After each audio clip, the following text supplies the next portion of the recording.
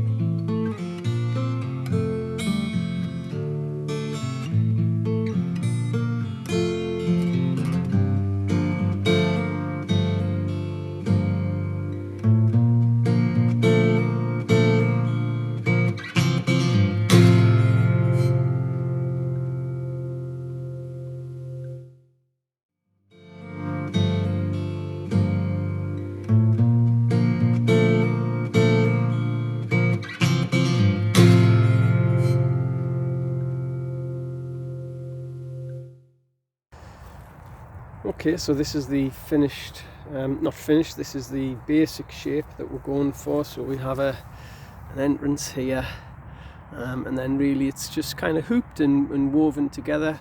The next step will be to put some horizontal supports that will run all the way around the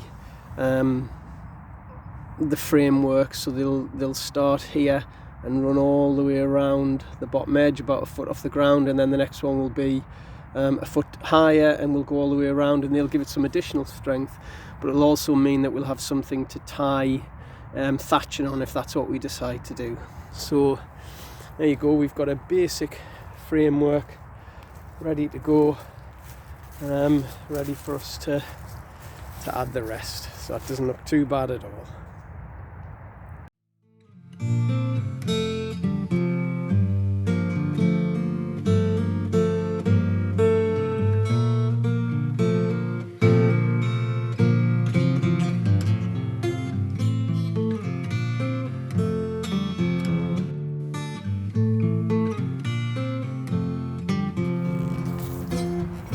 Remember, you can like and subscribe.